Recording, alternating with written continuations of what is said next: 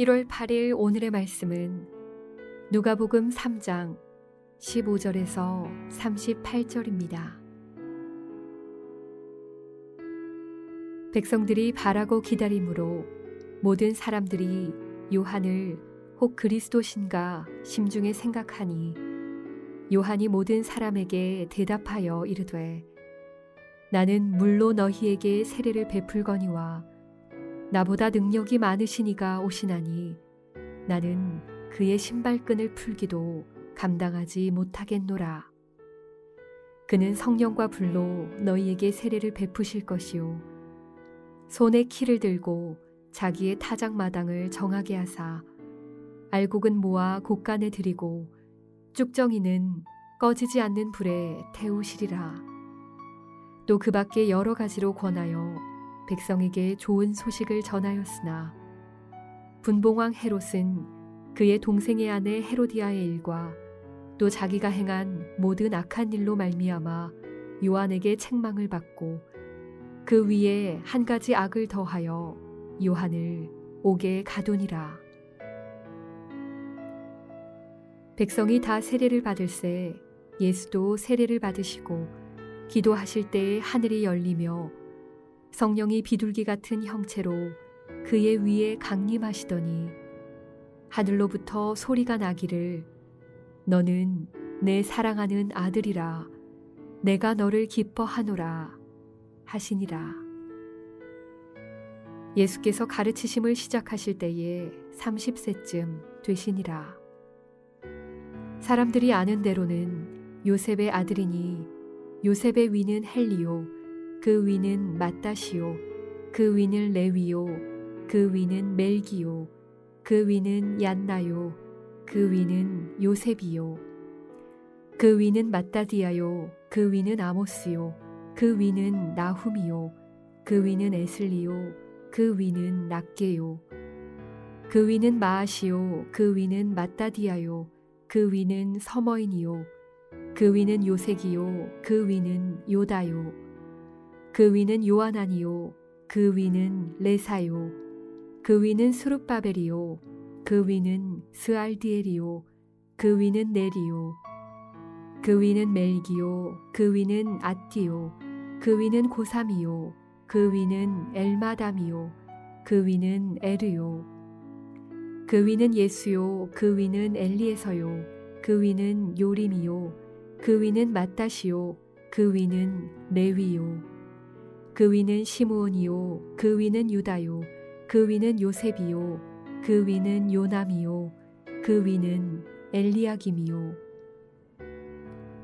그 위는 멜레아요 그 위는 맨나요 그 위는 맏다다요 그 위는 나단이요 그 위는 다윗이요 그 위는 이세요 그 위는 오벳이요 그 위는 보아스요 그 위는 살몬이요 그 위는 나손이요 그 위는 아미나답이요 그 위는 아니요 그 위는 헤스론이요 그 위는 베레스요 그 위는 유다요 그 위는 야곱이요 그 위는 이삭이요 그 위는 아브라함이요 그 위는 데라요 그 위는 나홀이요 그 위는 수룩이요 그 위는 르우요 그 위는 벨렉이요 그 위는 헤버요 그 위는 살라요 그 위는 가이난이요 그 위는 아박사시요 그 위는 셈이요 그 위는 노아요 그 위는 레멕이요 그 위는 무두셀라요 그 위는 에녹이요 그 위는 야렛이요 그 위는 마할랄렐이요 그 위는 가아난이요 그 위는 에노스요 그 위는 셋이요 그 위는 아담이요 그 위는 하나님이시니라. 언제 무슨 일을 시작하시든지 예수님처럼 시작함으로써 하나님을 영화롭게 하고 세상을 축복하는 예수님의 제자로 살아가시기를 축복합니다. 오늘 우리는 누가복음 3장 뒷부분을 읽었습니다. 오늘 뒷부분의 내용은 세례 요한이 자기는 그리스도가 아니라는 것, 그리고 예수님이 세례 요한에게 세례를 받으신 것, 그리고 예수님의 족보, 이 세 가지를 기록하고 있습니다. 이 세 가지 기록은 각각 다른 이야기를 하고 있는 것이 아닙니다. 이 세 가지 기록에 공통점이 있습니다. 예수님은 하나님의 아들이시다. 그것을 이야기해주고 있죠. 첫째로는 세례 요한이 그것을 증거합니다. 16절에서 17절, 그는 자기가 그리스도가 아니라고 분명하게 말하면서 이렇게 예수님을 소개합니다. 그는, 예수님은 성령과 불로 너희에게 세례를 베푸실 것이요 손에 키를 들고 자기의 타작 마당을 정하게 하사 알곡은 모아 곡간에 들이고 죽정이는 꺼지지 않는 불에 태우실 분이시다. 두 번째는 하나님 자신이 예수님이 하나님이신 것을 증언하십니다. 세례를 받고 올라오실 때에 하늘에서 소리가 납니다. 22절에 너는 내 사랑하는 아들이다. 내가 너를 기뻐하노라. 세 번째는 23절부터 끝절까지 기록된 긴 족보입니다. 예수님의 족보는 계속 예수님으로부터 조상으로 추적해 올라갑니다. 어디까지 올라가죠? 아담까지 올라갑니다. 그러나 거기서 끝나지 않습니다. 그 위에 하나님까지 올라갑니다. 왜 아담까지 올라가고 하나님까지 올라가죠? 예수님은 아담의 후손인 모든 인류, 만민을 구원하기에 오신 하나님, 사람을 만드시고 세상을 만드신 창조주 하나님이셨다는 사실을 우리에게 이야기하기 위해서 이 족보를 아담까지, 그 위에 아담을 지으신 하나님까지 끌고 올라가는 것입니다. 저는 오늘 특별한 주제 하나를 묵상하고 싶습니다. 그것은 예수님처럼 시작하자. 예수님처럼 시작하는 법에 대해서 묵상하고 싶습니다. 시작이 반이란 말이 있지요. 정말 시작이 중요합니다.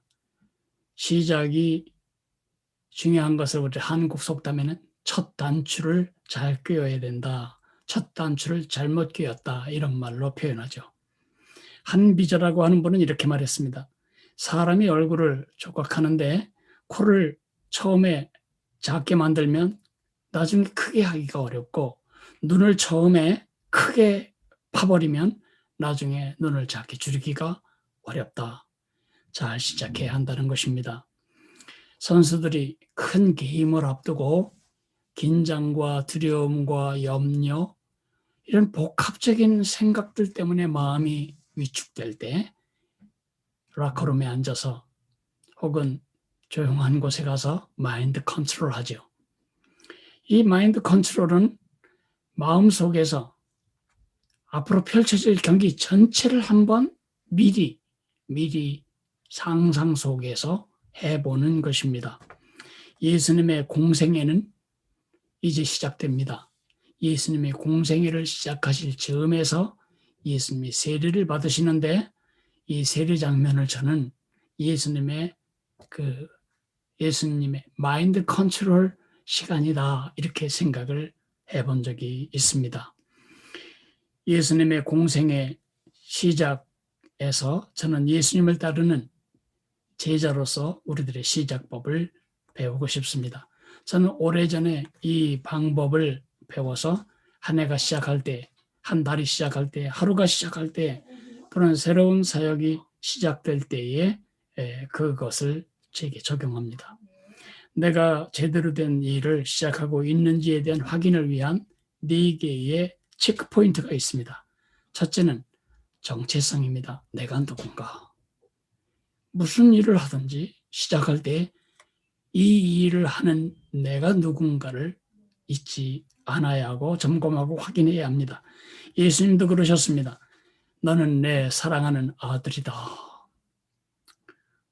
하나님의 아들로서 예수님은 한평생 사셨습니다. 우리도 예수님과 같은 성격은 아니지만 입양된 하나님의 아들이요 딸입니다. 하나님의 아들로서 딸로서 내가 이 일을 해야 할 가치가 있는가?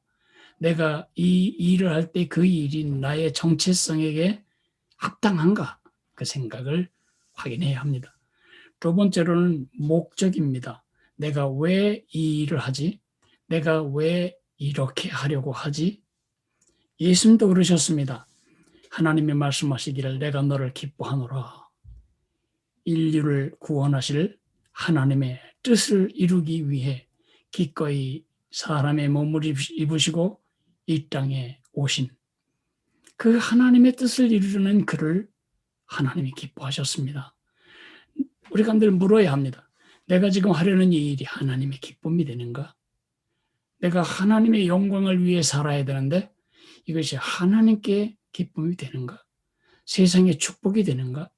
하나님께 영광이 되고 세상의 축복이 되므로 하나님을 기쁘시게 하는 일일까? 그것이 확인되면 두 체크 포인트를 지나간 것입니다.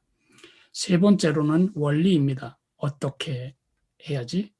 이 일을 어떻게 해나갈까?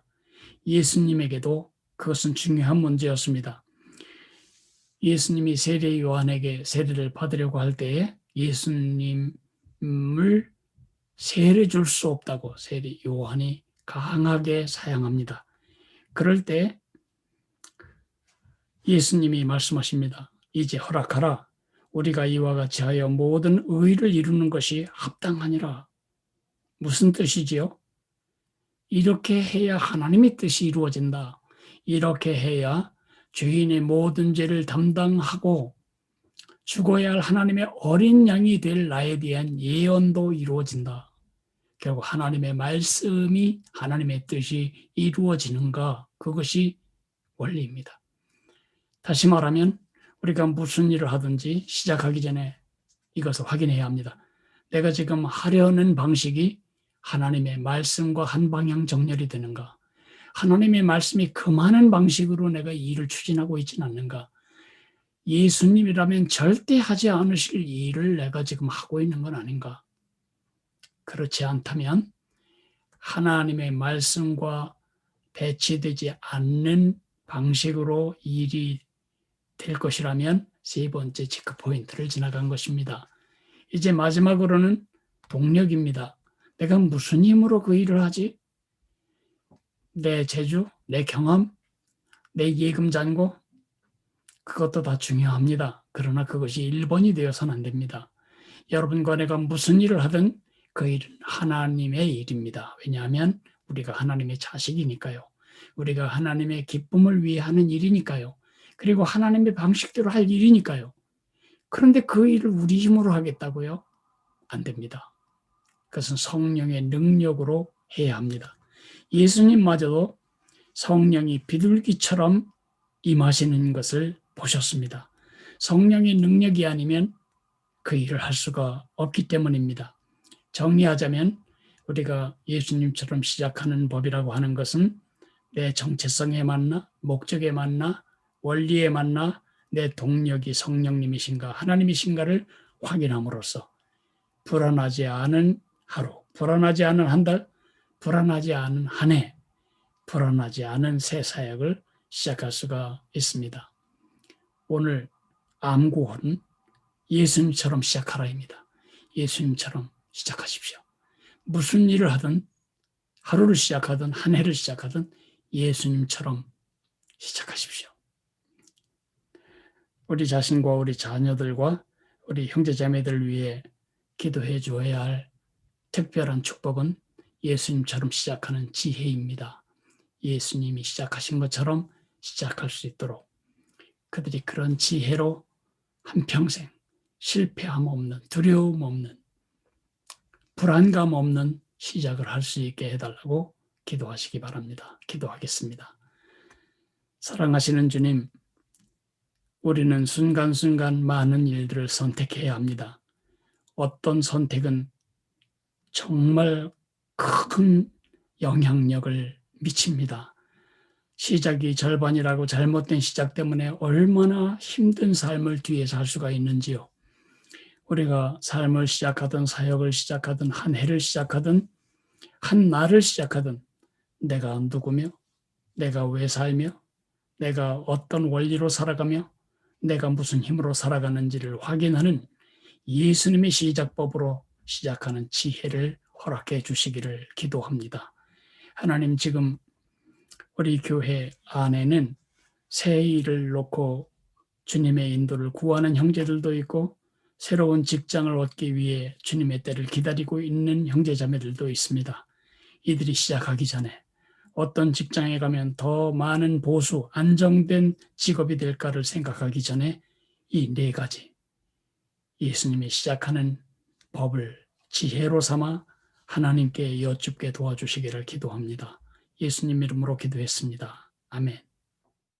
하늘에 계신 우리 아버지여, 이름이 거룩히 여김을 받으시오며 나라가 임하시오며 뜻이 하늘에서 이루어진 것 같이 땅에서도 이루어지리이다.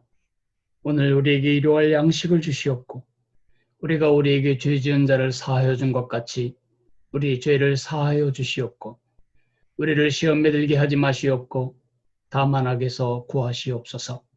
나라와 권세와 영광이 아버지께 영원히 있사옵나이다. 아멘.